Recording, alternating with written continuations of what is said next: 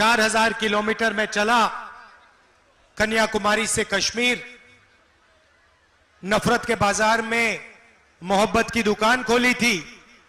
आपने यहां मोहब्बत का सुपरमार्केट खोल रखा है। ऐसा स्वागत आपने किया, प्यार भरा स्वागत, इसके लिए दिल से आप सबका बहुत बहुत धन्यवाद करता हूं।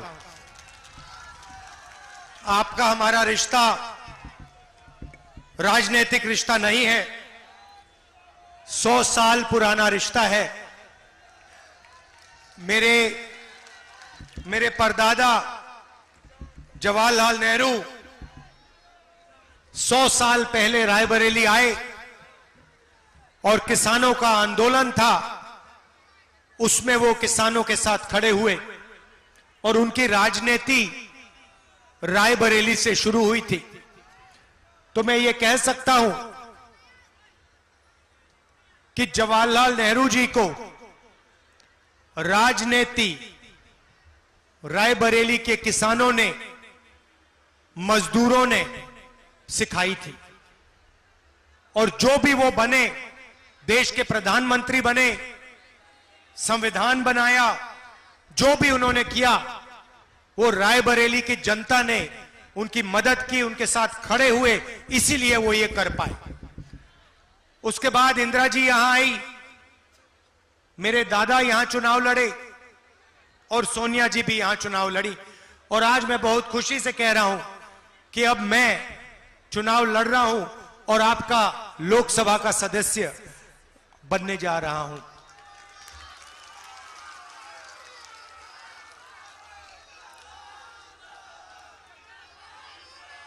लोकसभा में मेरा काम आपकी आवाज लोकसभा में पहुंचाने का है। आपका जो दुख है, आपके जो सपने हैं, आपका दर्द है, आपकी खुशियां हैं, उन सब को मुझे लोकसभा में पहुंचाना है और रायबरेली की जनता के लिए लोकसभा में लड़ाई लड़नी है।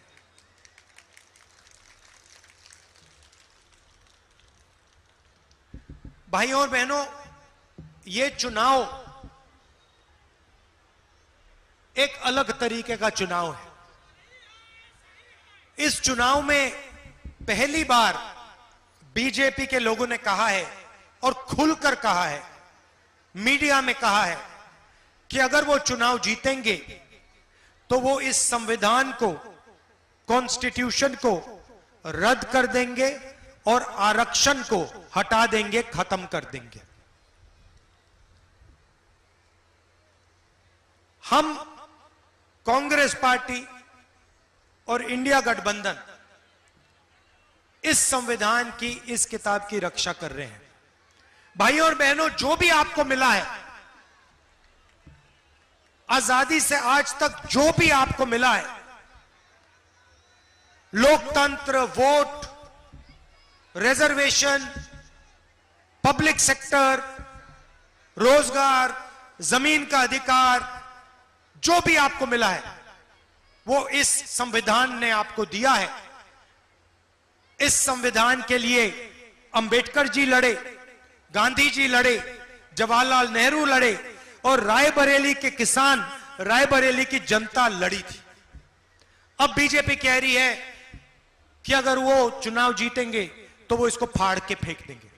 और मैं उनसे कहना चाहता हूं, मोदी जी से कहना चाहता हूं, मोदी जी, देश को छोड़िए, इस दुनिया में कोई शक्ति नहीं है जो इस संविधान को खत्म कर पाए। क्योंकि इस संविधान के अंदर हिंदुस्तान के गरीबों का सपना है, उनके हक हैं, उनके अधिकार हैं, उनका भविष्य है।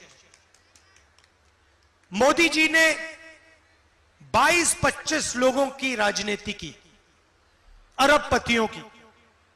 मैंने शुरुआत में कहा मीडिया के मित्र, मगर सच्चाई यह है कि मीडिया के लोग हमारे और आपके मित्र नहीं हैं। नहीं है। देखिए, आपने कभी मीडिया में कभी गरीब किसान को देखा है? कभी मजदूर को देखा है? बढ़ई को देखा है? नाई को देखा है? छोटे दुकानदार को देखा है? ना।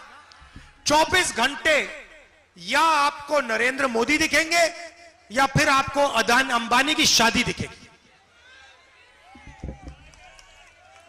8 करोड़ 10 करोड़ की घड़ी पहने अंबानी वाली शादी दिखेगी। उधर नाच गाना होगा, हिंदुस्तान के सारे बॉलीवुड स्टार्स दिखेंगे, क्रिकेट स्टार्स दिखेंगे, पूरी दुनिया से लोग आएंगे, लाखों रुपए का भोजन होगा, करोड़ों रुपए जाए होंगे। एक गरीब व्यक्ति आपको उसमें नहीं दिखेगा। तो ये हमारे दोस्त नहीं हैं, ये अदानी के दोस्त हैं।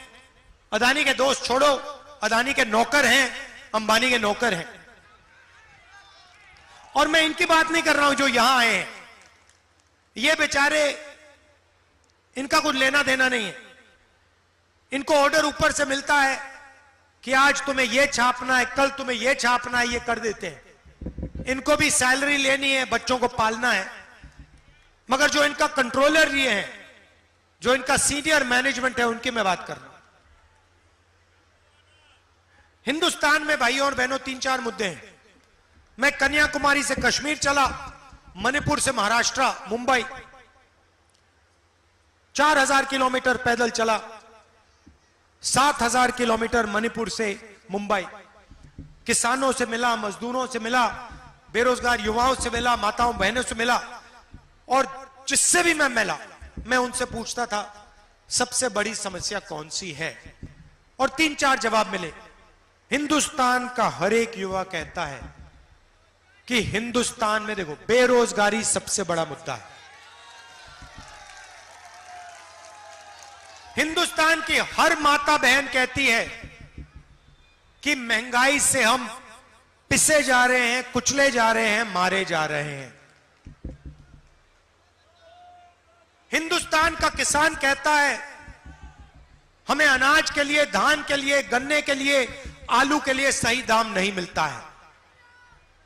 यही मुद्दे हैं भाई और बहनों, रोजगार, महंगाई, भागीदारी और किसानों की समस्या। मगर ये आपको मीडिया में कभी नहीं दिख सकते। मैं आपको बताऊं, अगर किसान जाकर मीडिया से बात भी कर दे, उसको मार के भगा देंगे। कल रायबरेली में अमित शाह की मीटिंग होती है, पता नहीं आपने सुना नहीं सुना। कल मीटिंग हुई, उधर महिलाओं को पैसा देकर उन्होंने मीटिंग में बुलाया था, 500 रुपए दिए थे। अब हुआ क्या, अमित शाह बोल रहे थे, महिलाएं वहां से जा रही थी, तो एक मीडिया वाले ने महिलाओं से पूछ लिया, भैया आप क्यों जा रही हैं? तो महिलाओं ने कहा हमें तो पैसा दिया है, पैसा मिल गया, हम जा रही हैं। उसने बेचारे ने मीडिया में डाल दिया और बीजेपी के कार्यकर्ताओं ने उसको मार मार कर अस्पताल पहुंचा दिया। यह इनकी सच्चाई है। अगर ये पैसे ना दें, इनकी मीटिंग में एक व्यक्ति ना जाए, कोई नहीं जाए, अदानी चला जाएगा, अंबानी चला जाएगा, मगर गरीब व्यक्ति एक ना जाए। तो अब सवाल उठता है, नरेंद्र मोदी जी ने 22 लोगों को अरबपति बनाया, अब कांग्रेस पार्टी क्या करेगी? मैं आज आपको यह बताने आया हूं। ये आज हमारे सामने महिलाएं खड़ी हैं, ये दूर दूर से आई हैं। महंगाई की चोट इनको पड़ती है, गैस सिलेंडर की चोट इनको पड़ती है। नरेंद्र मोदी जी ने इनके लिए कुछ नहीं किया। अब मैं आपको बताने जा रहा हूं, हिंदुस्तान की महिलाओं के लिए कांग्रेस पार्टी इंडिया गठबंधन क्या करने जा रहा है। एक लाइन में बता देता हूं, नरेंद्र मोदी ने 22 अरबपति तैयार किए, हम करोड़ों महिलाओं को लाखपति बनाने जा रहे हैं। ये देखिए, गरीब महिलाएं आई हैं।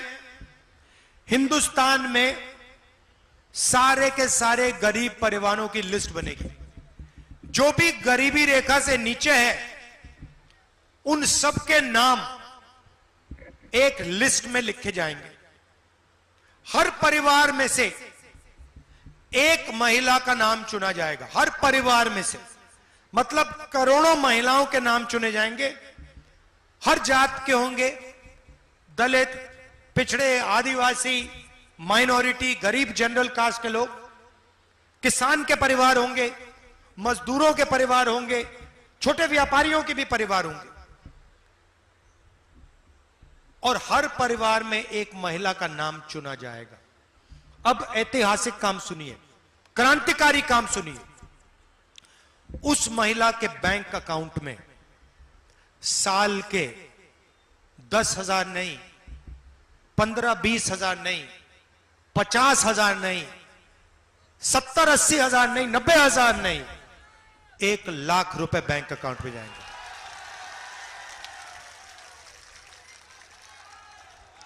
1 लाख रुपए बैंक अकाउंट में जाएंगे। हर महीने 1 जुलाई, जून में हमारी सरकार बनेगी। 1 जुलाई करोड़ों परिवार अपने बैंक अकाउंट को चेक करेंगे और उसमें 8,500 रुपए खट अंदर जाएंगे। जुलाई, अगस्त, सितंबर, अक्टूबर, नवंबर, दिसंबर, जनवरी, हर महीने ठका ठक ठका ठक ठका ठक ठका ठक 8,500 रुपए अंदर। रायबरेली में लाखों परिवारों को हर महीने 8,500 रुपए मिलेगा। अब मीडिया वाले कहेंगे, देखो कांग्रेस पार्टी गरीब महिलाओं की आदत बिगाड़ रहा है। जैसे इन्होंने मनरेगा के बारे में कहा था, देखो देखो मनरेगा में राहुल गांधी, कांग्रेस पार्टी मजदूरों की आदत बिगाड़ रहे हैं।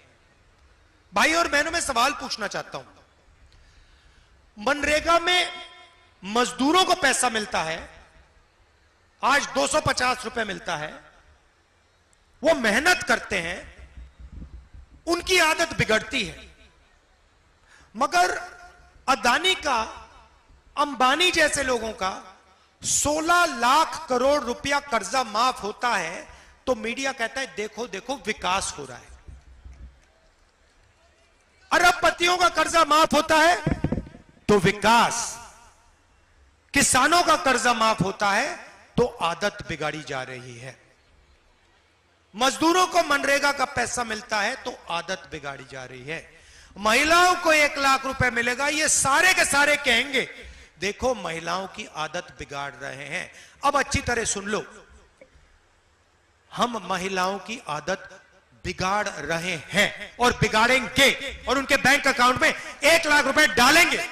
आपको अच्छा लगे ना लगे, हम ये काम करके दिखाएंगे।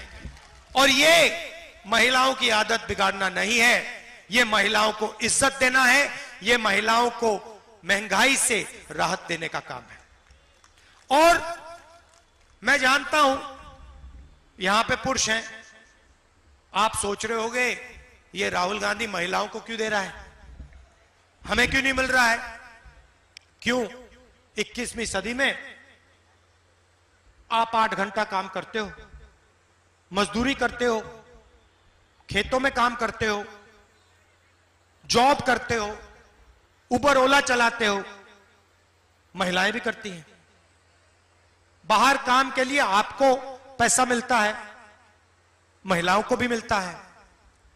फिर आप घर जाते हो, आप रिलैक्स करते हो, आप आराम करते हो, और महिलाएं 8 घंटा एक्स्ट्रा काम करती हैं, आपके लिए भोजन बनाती हैं, बच्चों की देखभाल करती हैं, बच्चों की रक्षा करती हैं, तो अगर आप 8 घंटे काम करते हो, ये हमारी माताएं बहनें 16 घंटे काम करती हैं।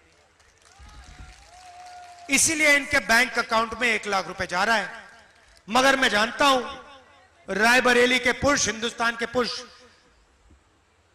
बहुत तेज हैं। मैं जानता हूं कि पैसा उनके बैंक अकाउंट में जाएगा, मगर प्रेशर बना के, दबाव डाल के आप पैसा ले जाओगे तो ये आपके भी हाथ आ जाएगा। तो ये हुई महिलाओं की बात। नरेंद्र मोदी ने 2 करोड़ युवाओं को झूठ बोला, 2 करोड़ युवाओं को रोजगार दूंगा, झूठ बोला।